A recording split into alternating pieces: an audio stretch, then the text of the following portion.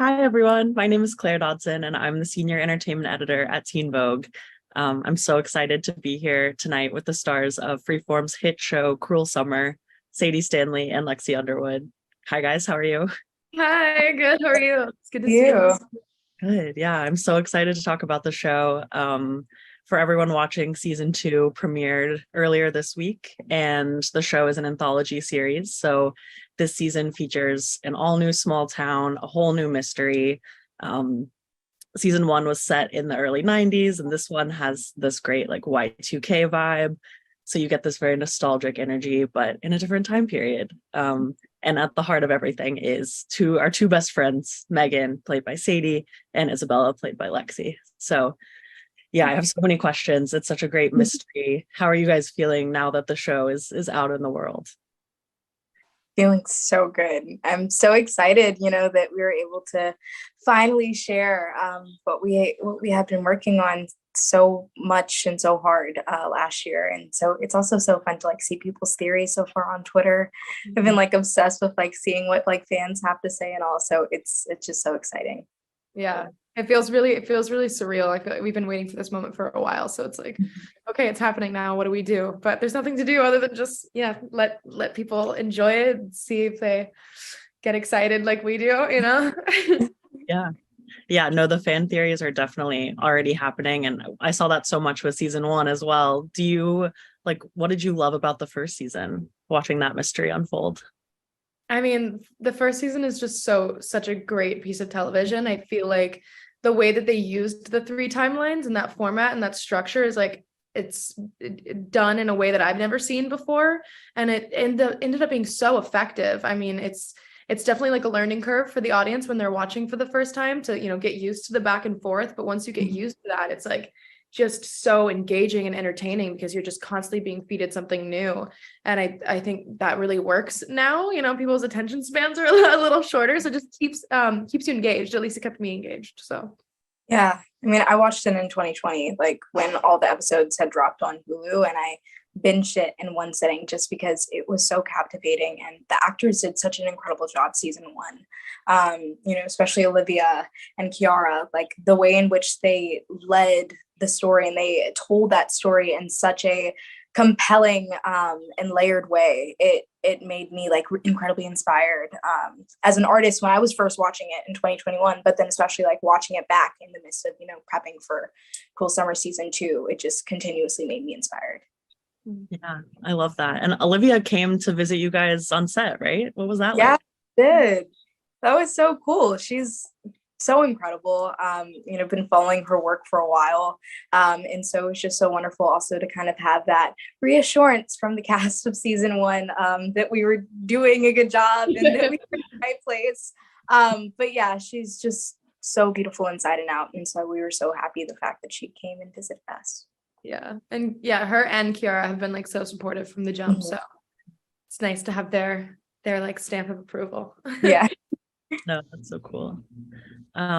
Yeah, Sadie, as you were kind of laying out the three timelines, we see that again in season two. The show is told in summer 1999, winter 99, and summer 2000.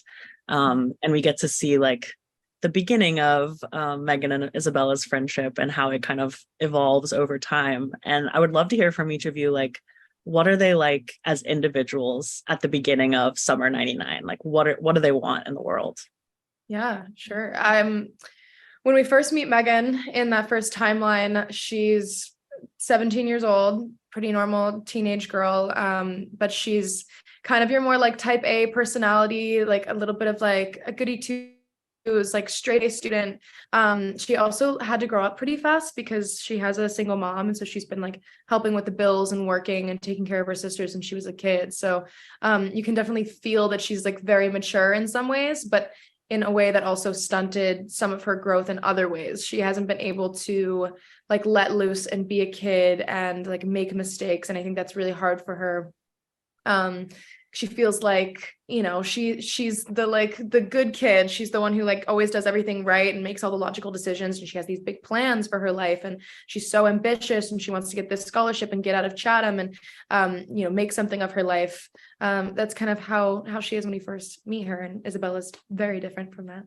Yeah, when you first meet Isabella's so confident. She's very charming. She's alluring. She looks as though like she has her whole like life together.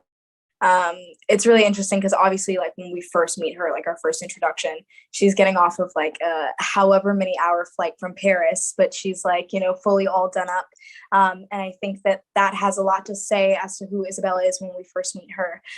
It's kind of a facade in a sense that she's putting up. Isabella has traveled a lot and she's moved around a lot, and she hasn't necessarily given herself the time to just be. And I think also due to being the daughter of diplomats, there are so many expectations to live up to so many standards. And so we kind of see, especially when she gets to Chatham and she realizes that she can have like this all-American like high school experience that she's always dreamed of, she's able to kind of let loose, especially with the Landrys. Like they give her permission to be vulnerable, which I think is the first time that anybody has ever done that before with her. And just giving her the space to like be human and make mistakes and like not always have to be done up and be perfect. And so especially when she sees Megan and she kind of finds that sisterhood, that bond with Megan, she's willing to do anything to hold on to it because it's really special to her. Yeah, that's something I was thinking about as I was watching, is like what they bring out in each other. And Megan has this great line to Isabella that's like, you helped me see things in myself that I never knew were there. And I thought that was very beautiful, but I was also just curious like what you guys think about like what they bring out in each other. I know maybe you touched on that already, Lexi, but Sadie, if you have thoughts on kind of. Absolutely. I think that Megan and Isabella, like, even though they're so wildly different and come from completely different worlds and you know, ways of growing up, they both are seeking the same thing. They're both seeking somebody to give them the space to grow and the space and the encouragement to like try different things on and see how they feel on them. I think Isabella gives Megan the space to and the encouragement to like to mess up and like to be a teenage girl and to like experience a little bit more of life and not be so afraid, and like tap into these more like outgoing, charming, like girly parts of herself that maybe she like felt embarrassed or just unsure about herself to like explore that. And I think that's really sweet. And they also like support each other a lot in their home lives because though they are very different, they both have certain struggles that they struggle with their parents or you know expectations that are set on them, and they can bond over that too and help each other. Yeah, I like that you both kind of mentioned like holding space. That feels so crucial to friendship. It's just like making space for people to be who they are. So it's nice, especially a young female friendship. It's like that's something that feels like only that you can get from a friendship with another girl in that way, you know what I mean? Yeah. I mean, I love shows that are about best friends and about how kind of friendships can be the most like intense relationships we have sometimes. And I'm curious, like, what do you guys think of the way these friendships are shown on screen over the past few years? Like, what have you noticed about, you know, great friends, or even ways that, you know, portrayals could be better of how female friendship looks on TV?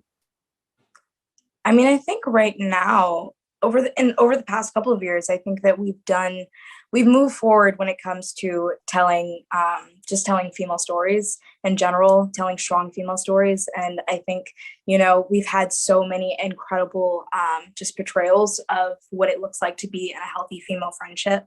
There's so many that I can think of, but I'm thinking like, you know, like Sex in the City, like, you know, like the core friend group were in Girlfriends, you know, how they had their core friend group. Like that has definitely been around for quite a while. But I think what is really refreshing to see is the mere fact that we see two girls that are essentially in a love triangle that aren't letting a man get in the way of their friendship. Obviously it goes through its ups and downs, but essentially Luke is like kind of the odd man out in that love triangle because the friendship and the love and loyalty. It cut out for me. Sorry. Yeah. But yeah, the friendship and the love and loyalty is really special, and it outweighs like all the bad. And I think being able to see that and seeing two girls just not being catty or petty with each other, like just being able to coexist and still be great and thrive within that is really refreshing to see. Yeah. Sadie, do you have any favorite on-screen friends? Oh, gosh, I feel like I'm sure I do.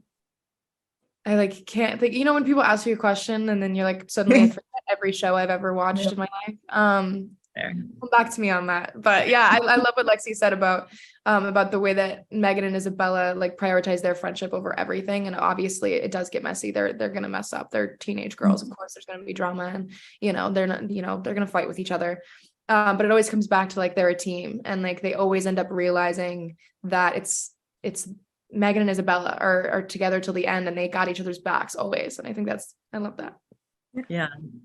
Yeah, Lexi, to your point, I think as I was watching, I did like that, like, the relationships they have with Luke are important, but they do feel like very secondary compared to the core friendship. Yes. But what do you think, like, how does that dynamic work with the three of them? Like, what do you think they're kind of learning from each other, with Luke especially? Like, why are they drawn to him? That's a great question. When it comes to why they're drawn to him, I think that, Megan specifically, obviously, they grew up together, but I think that especially for Isabella just wants to be like wherever like Megan is, I feel like. And so because Megan and Luke have such a bond, she's kind of inserted herself in a way, especially when she first gets to Chatham. She's like just so eager.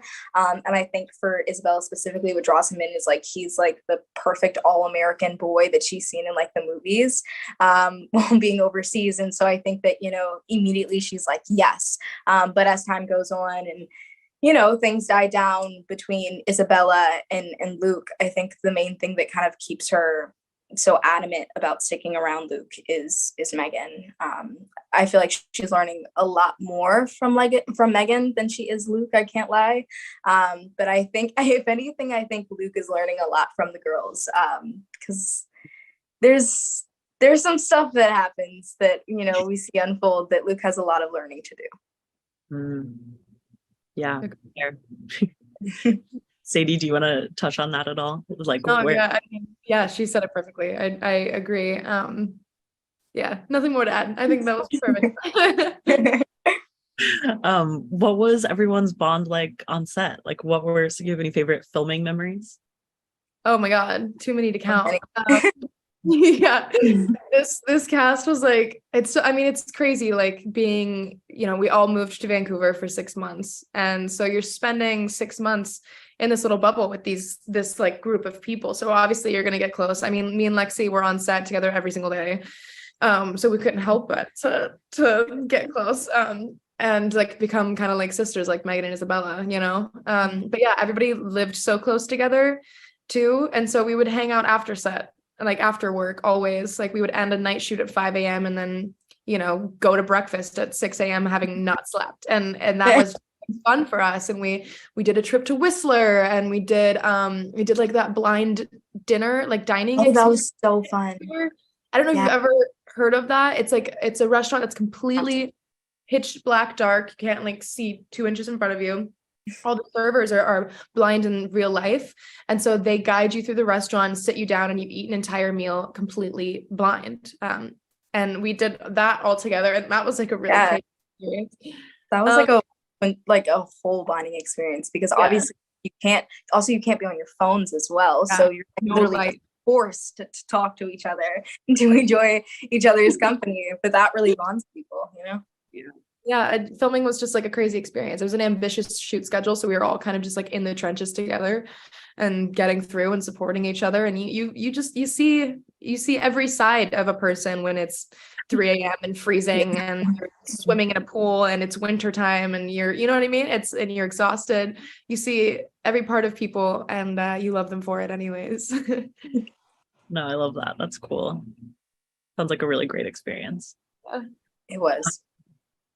Yeah, I mean, another aspect of the show that I was interested by in season 1, but also in season 2, is that like each episode kind of makes you sympathize with a different person or blame a different person for what happens. And in the first 2 episodes, we find out that Luke has his body has been found. He like something has happened, and we don't really know who is at fault for his death. And I'm curious, like, what do you think of the way the show plays with your like perceptions of who people are and why they do what they do? Yeah, there's a lot of I feel like facades, a lot of masks that people have on in Chatham, especially when it comes to the mystery. I think like the main thing for audiences to keep in mind is like everyone is kind of like trying to take control of their own destiny, and they're trying to it's kind of essentially it gets, you know, like every man for himself, and a lot of people have things to hide, and I feel like especially when it comes to the mystery, you just can't trust anyone. You have to keep your eyes open constantly, because a lot of these characters are, like I said, I feel like the town in itself, they're all just really great at covering things up and making it seem like everything is perfect, and everything is going well, especially the Chambers family. They kind of have that attitude where you brush things under the rug and you keep it pushing. So I think with that, you just kind of have to keep in mind that everyone is kind of putting on some kind of mask to save themselves and to protect themselves. Mm-hmm. Totally. Nobody is as they seem when you first meet them. You like peel back the layers of everybody, and like none of the characters are safe. So you just kind of have to keep your eyes out. But I love that they wrote it that way, that like at the end of every episode leaves you suspicious of somebody new, on a different person's side now. Like you just change your mind constantly. You don't know what's going to happen next, and it just makes you more. That's what I think it's really effective in that way. It's effective in like a binging way because you're like, okay, give me the next one. And it's also effective in the way that they're rolling it out at first on Freeform is once a week. And it leaves you being like, okay, I can't wait to watch the next episode next week. So at least hopefully it does that. Yeah. Yeah, it really feels like old TV watching. Like I am just on the edge of my seat waiting for the next episode. Good. Okay.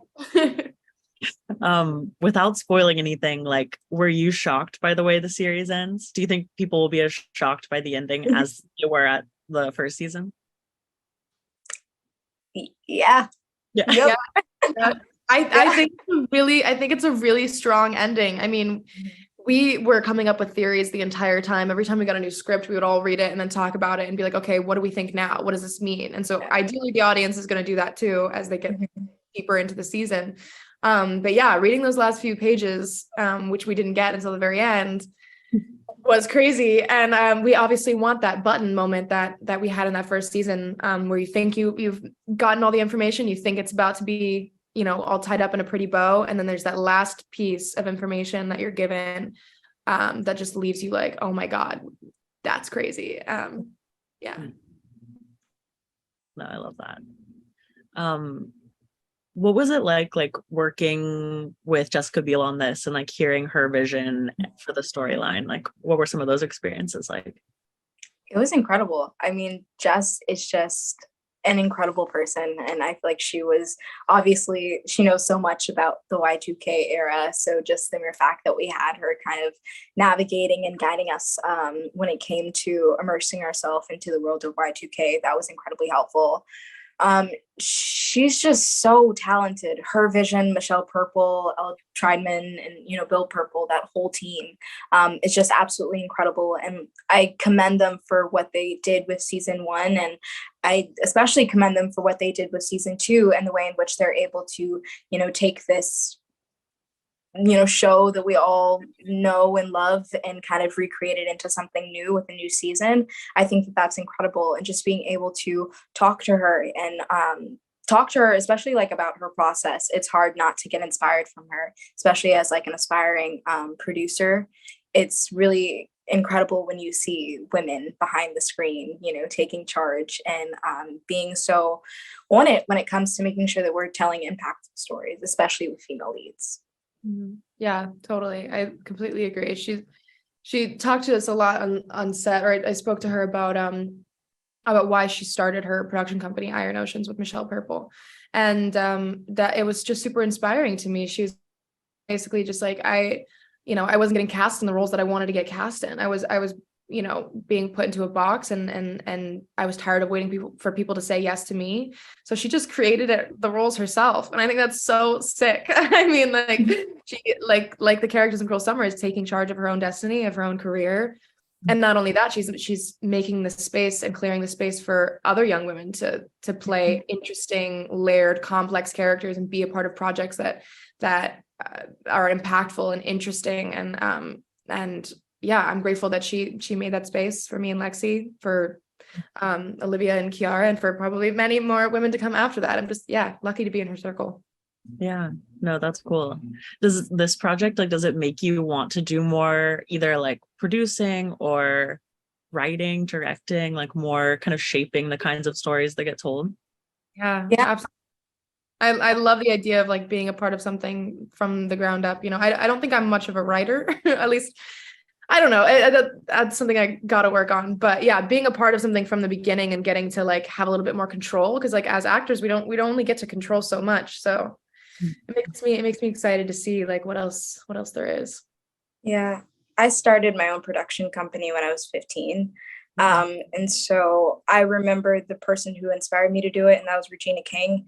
That was the first time where I like saw a woman behind the scenes, like really like taking charge, and also being able to see that you can be a successful actress, also a successful producer and director, and be able to balance that out. But the whole reason why I started my production company, I call it Ultimate Dreamer Productions, because Ultimate Dreamer is an audacious visionary, and an audacious visionary is somebody who like goes out and follows their dreams and accomplishes whatever they set their heart and mind to, regardless of their circumstances. And I think that as artists is what, you know, we should all thrive to do. But specifically when it comes to telling impactful stories, I just remember growing up and not feeling seen, heard, or represented. There was a couple of us, but there weren't that many. It was kind of like we had our token characters, you know, that we could look up to, and kind of they were always usually in the background. And so now to be in a space where I myself am able to be a part of stories and to create my own stories that are impactful and that make people feel seen and heard and represented is just so special. And I'm really excited because I've been able to like tap into different spaces where I didn't think that I was able to tap into. So I am now kind of a writer, and I have like dabbled in directing. And so just being able to like tap into all aspects of filmmaking is just so cool. And it also helps me as a writer when I not as a writer, as an actress when I step on set. Yeah, no, that's cool. What do you think, what have you like learned about yourself in the years since you started the company about like your art and kind of what you can do? Yeah, I mean, the first thing that I did was I did a docuseries called We the Voices of Gen Z. And it was like a roundtable discussion full of like diverse Gen Z voices. I'm from DC, so it was like from the DMV area. I brought everybody in. It was after the white supremacy march at UVA.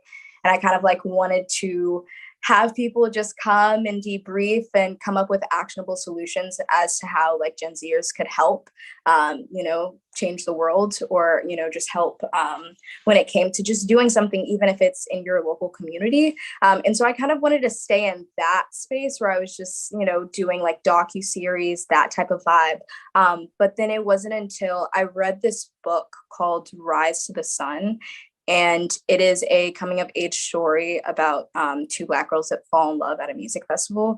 And I was so like into that like documentary world. When I read it, I was like, why isn't this a thing? Like, why is this not like on screen? And so I immediately, you know, did all of my research with making sure that, you know, I knew everything about now what it was like to enter into that TV and film space. And so for me, I think I've just like kind of stretched my perspective as to how far I can go as a storyteller.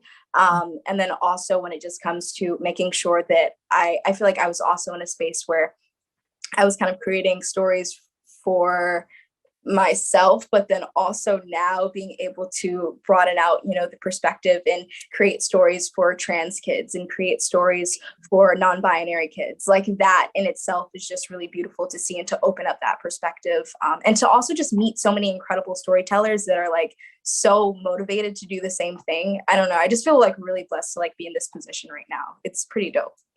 Yeah, that's so cool. That's so cool, Lexi. That sounds like a story I would love to watch. So I hope you make Thank you. Yes, I love that. Very exciting that, yeah, you both are going to keep shaping these kinds of stories for decades to come, hopefully. Yeah. Yeah, I mean, I'd love to just kind of go back to like the beginnings of your careers, and when did you first have a love for acting? How old were you?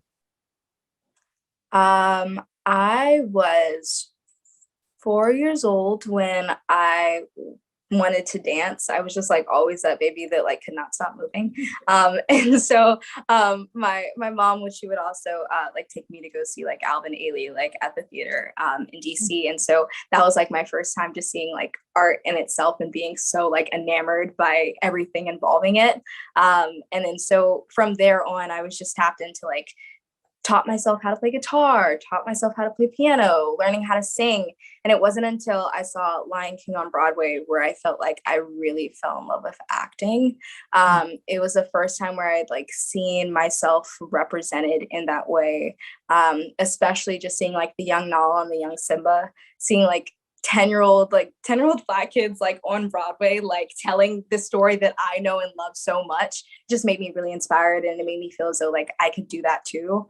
And funny enough, Lion King was then my first role, because it was my first audition, and I was like, oh well, this is the perfect segue into it. And from there on, I just became really motivated to continue this. It was something, being on stage was just something that felt right. And also being in Lion King, there were so many times where I met so many incredible families that could, tap in, or they could relate to whatever, part of the story that we were telling. Specifically, I remember because I was on tour, I was in Ohio, I believe, and I met two young girls that had just lost their dad. And hearing them, like how much joy, like their mom was telling me that was the first time that they had smiled in months, like just being at the show and like being able to see and like understand and connect with Simba and connect with, that whole meaning of the circle of life and grief. I was only 12, and I like that in that moment, I was like, wow, I get it. Like what we do is I'm not just on stage, like singing the same songs every night. Like this really does touch people, and it is impactful. And so from then on, I've just kind of been just more inspired to be able to like tell stories that make people feel that way, that make people feel, I don't know, happy or in some way, shape or form, just better after watching it. I just got chills from that story. That's beautiful. Oh, no, it was surreal, just, being able to like have those kind of experiences with people. Yeah. Cool. What about you, Sadie? When did you develop a love for acting? I got started a little bit later. I started professionally acting when I was 16. Before that, I grew up in South Carolina, and I did musical theater at my middle school and my high school, and like a tiny little community theater in my hometown. And that's like where I kind of started getting into performing in any way. I loved the community of it. I loved the creativity of it. But I had like terrible stage fright. I was like kind of a reserved kid, but it kind of like helped me grow and helped me get out of my shell a little bit.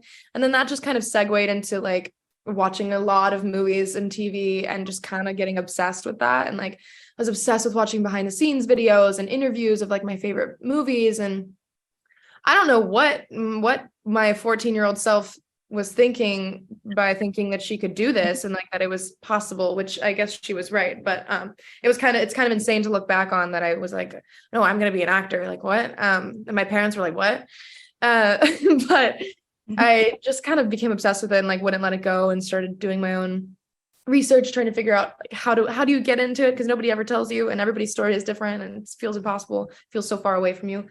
I was just literally Googling how do I become an actor, and that didn't get me very far. But eventually I figured it out, and my parents ended up being super supportive. And I also booked my first audition. Me and Lexi have that in common, which is like so funny.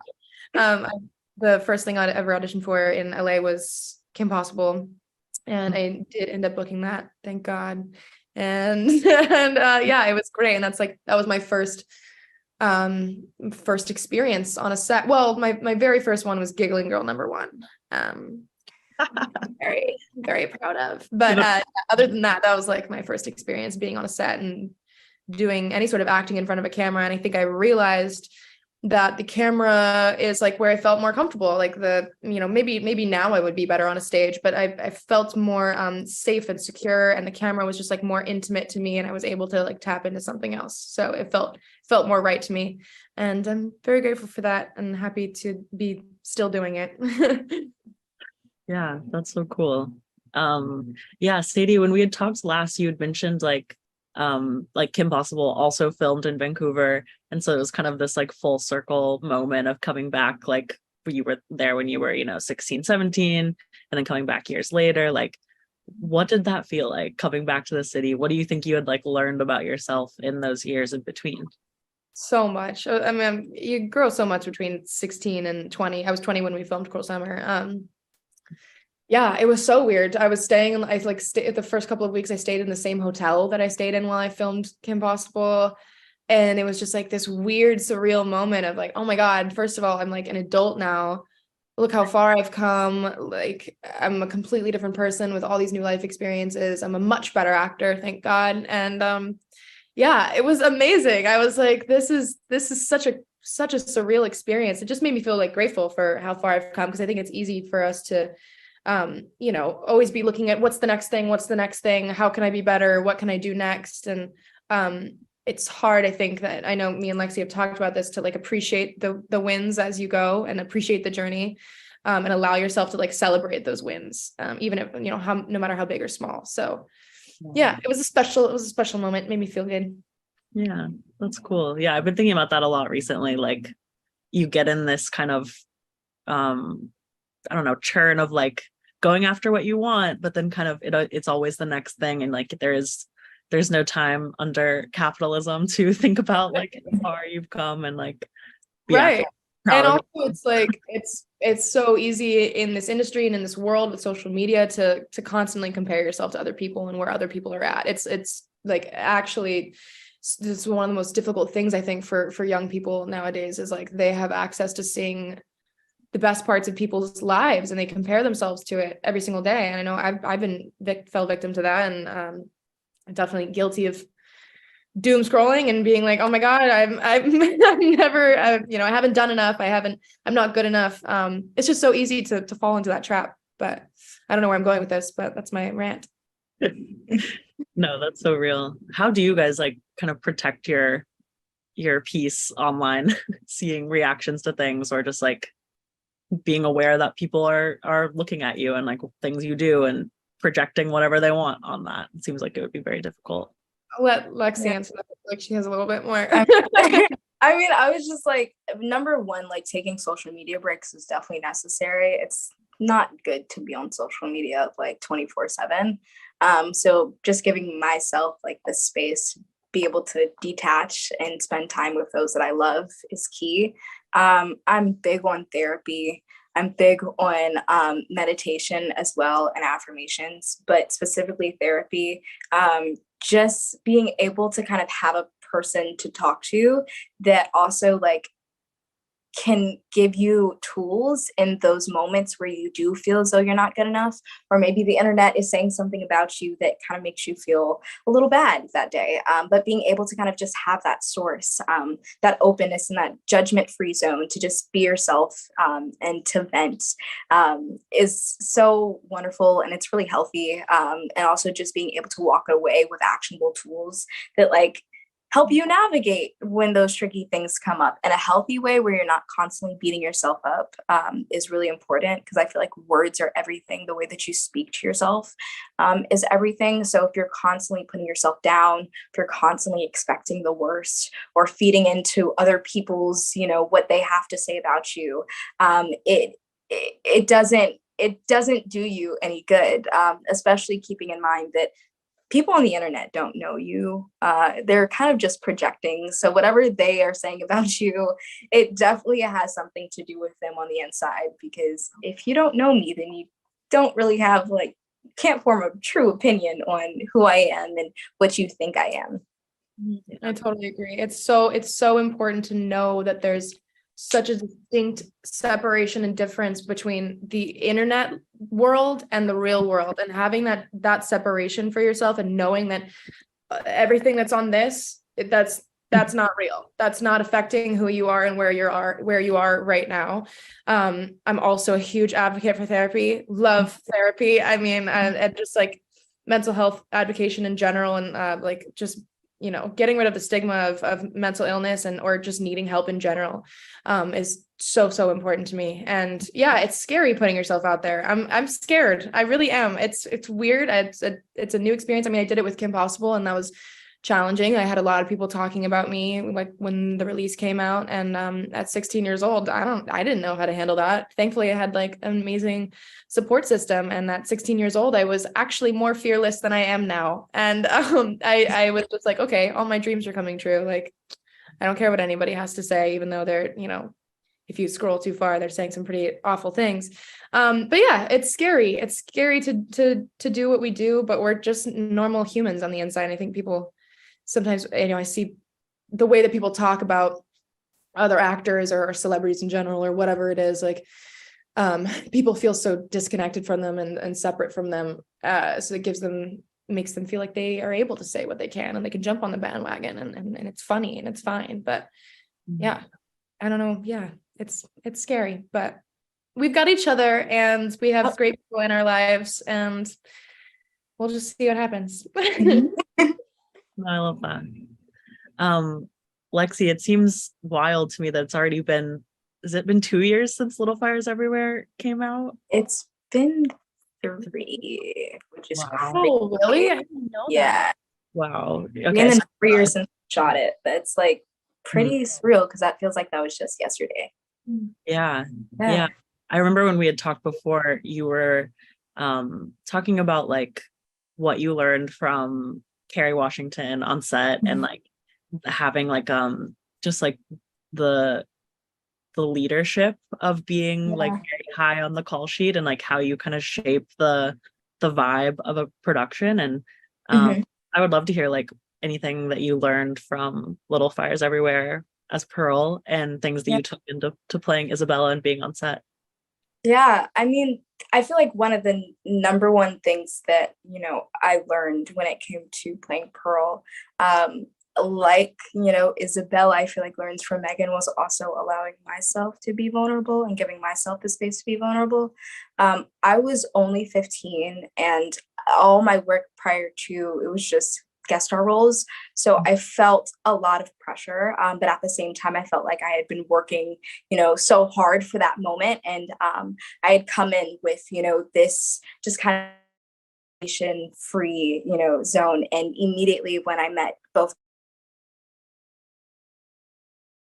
and especially Kerry, it genuinely was like still is like having like a second mom. Like we were always going out to lunch, we were always talking, but I'll never forget our very first scene that we ever shot together was the argument scene. This was long ago, but it was, the argument scene in episode 1. It was the first time where I'd ever had to even do like something that dramatic on screen. And I just remember feeling so nervous. And there was just this moment where she just touched me and she was like, "You got this. Like, Pearl better than anybody else here. And you have it in you." And so in that moment, I kind of felt like she gave me the permission to be free and to be open. And that in itself, just as an artist, I will always thank her for that. Especially also just being so young as well, just being able to see like a young kid that, was a little bit scared in that moment, and giving me that reassurance meant everything. And both her and Reese are so wonderful. Like, everything that you see about them is everything that they are in person, and being able to see 2 women leading a show, but also being so present as, number one, just human beings, as wives, as mothers, as friends, as co-stars, like that is really important. Being able, to have that space, that open dialogue, that open conversation, especially when we're telling a story that complex, and being able to see how they led, just so inspiring. Because in the conversation that we were having, like, I kind of had been used to like seeing people come in and not having, the best attitude towards everyone on set, because they're grumpy, or they woke up on the wrong side of the bed, or, not saying hi to everybody, or not remembering everyone's names. Every person is, an important asset on set. Like everybody's job is important. And to be able to see two A-listers, they didn't have to do that. Every single day, they treated everyone with the exact same respect and with, the same kindness that they treated each other and that they treated the cast. And that I really admire because I hadn't seen that before. And so I made it a point where whatever set I'm on, where I may be higher up on the call sheet, I will always make sure that crew, cast feels the way that they made me feel in those moments. Yeah. That's great. That seems so vital to have like empowering, encouraging experiences as a teen in this industry, but also just in life. Yeah, absolutely. That's such a special moment. Like that's such a gift to your 15-year-old self. That's great. Right? No, I'll never forget that entire experience. Seriously. That's cool. Yeah. I mean, what advice do you have either for like imagining your 15-year-old self or like someone else, like a young person trying to make it in this industry or just trying to like figure out what they want to do in life? Like, what are things you wish you knew that you would like to pass on to current 15-year-olds? I would say number one is don't compare yourself because everybody is on their own journey. I think for me specifically as a 15-year-old and even now as a 19-year-old, when you go on social media or when you look at the world, it's super easy to feel like you're not doing enough or like everybody else is accomplishing things, but you're not. Or to feel lost in the world, which is very normal and all very real. But I think that it's important to just understand that what's for you is for you, and that the way that your life is supposed to play out, it will play out without you having to force things, including friendships, relationships, all of those things. And so I wish that I, as a 15-year-old, really had a better understanding of that, because it would have saved me a couple of tears, when I did, go through that rejection stage of losing jobs, or when I did go through what we all go through during coming of age, letting go of friendships, changes in your life. So I really feel like I wish that I would have known that. And then also just, I knew it, but now like just the importance again of like self-love and how important it is to like pour into yourself consistently. Growing up, like my mom would always tell me to look in the mirror every day and say I love you. And I did that when I was younger, when I was like, it started off like as soon as I could talk, it was like a thing that I did. And I feel like when I was a preteen, as I started to get older, kind of lost sight of it. I was so wrapped up in everything else that was happening.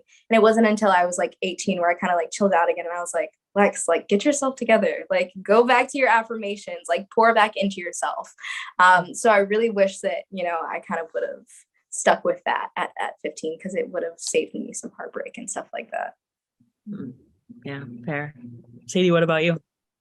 Yeah, I mean, I love everything Lexi just said. I really agree that like at the end of the day, just like the first step to living a happy life is to pour into yourself and to love yourself. And it's so much easier said than done. And it's a journey that you go on for your entire life, and you're never finished. You're never finished loving yourself. You're never going to be like the perfect version of yourself. You have to love yourself at all the ugly parts and all the ugly phases. I've advice for a 15-year-old. I mean, when I was 15 and when I was younger than that, I didn't have a good relationship with myself. I didn't love myself. I had the opposite, honestly. Those were hard years, as they are for a lot of kids. And yeah, I guess I don't know, you have to go through that and come out of it better. But I mean, that's why I'm glad I started acting later. I don't know if I would have been able to handle, the trials and tribulations and the rejection and all of that and the comparing, at that age. But yeah, it's just so important to love yourself and to also just like love other people. I think you can find a lot of like joy and pride and worth in pouring into other people too. Obviously not at the expense of yourself, but to show other people love can make just the hugest difference. If you're just like emanating all of this care for other people and being careful with other people and their feelings and careful with your words to other people, just like you are with yourself. can make the hugest difference. And you never know the difference that you can make in somebody's life. One sentence, one interaction can like just change somebody's life. I know I've had a lot of interactions in my life that have stuck with me. Just like the one you were talking about on set when you're 15 years old. It's like, you can make such a big difference in other people's lives. And yeah, if there's something that you want to do, it's actually not as impossible as you might think. I didn't think it was possible at all. I don't know how I'm here. It's like, it doesn't make any sense to me. But if you want something bad enough, you can make it happen. Surprisingly. And so, yeah, I would just say like surround yourself with people who lift you up and make you feel good. And let go of the people who don't, as hard as that is. And if you love something, just keep at it and do it for the right reasons. Don't do it for the wrong reasons. Don't do it because you want to be famous or you want to, feel special or whatever it is. Do it because you actually love the art or love what it is that you want to do. Yeah, that's great. Great advice. I don't know how I'm giving advice at 21 years old, but I'm still figuring it out, promise. No, I mean, it feels relevant to me and I'm, in my late 20s. So yeah, I guess you just keep learning things forever, sadly. I think so. I can feel my prefrontal cortex developing every single day. I'm in my 20s right now and I can feel it. I'm like, oh my God, new epiphanies and awareness and like knowledge is just seeping into me. It's great. I love that. Yeah, I mean, I guess to like bring it back around to Cruel Summer. Yeah, I know. and kind of a segue.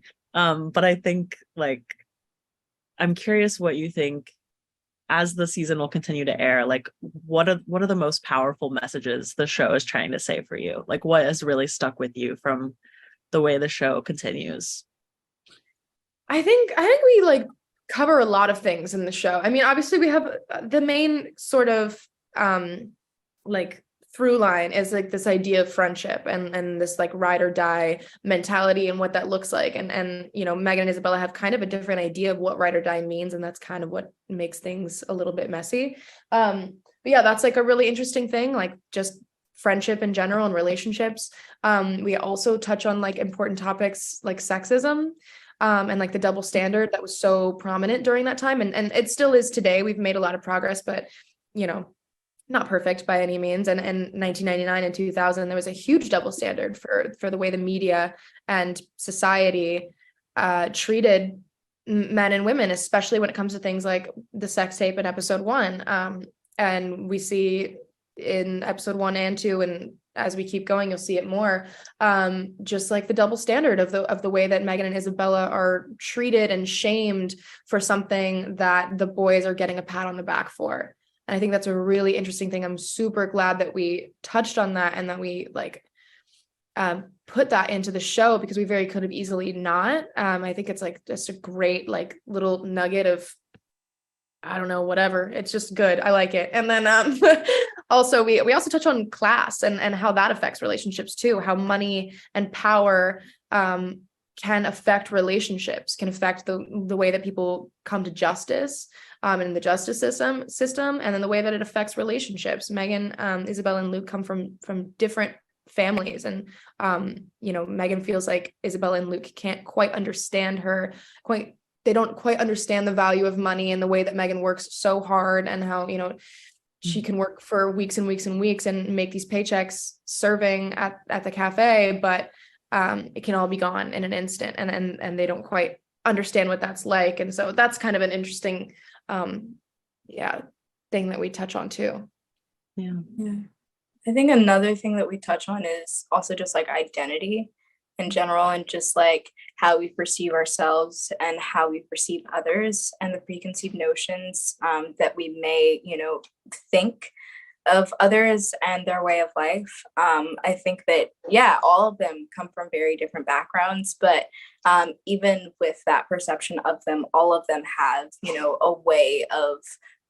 a different way of going about things and creating like their own, doing what's right for their own future. And I think that, especially audience members, with the first 2 episodes, you may have a lot of preconceived notions about who those people are. But everyone's identity is kind of a mystery in a sense. And so being able to unlock that and watch that all unfold within 10 episodes is really, it's exciting as an artist to be able to do. And it's also exciting as an audience member to be able to watch. So I hope that, also excites people. Yeah, that's great. Maybe as an ending point, I would love to hear like the Y2K vibes. Is there a song or an artist that you listen to a lot during filming or that you're obsessed with now that's in the soundtrack or around that time period? Oh my gosh, so many. I made 3 different playlists for Isabella. So I did summer 99, winter 99, and summer 2000. And all of those playlists were like so drastically different. So of course, with that, the artists, definitely switched up each playlist.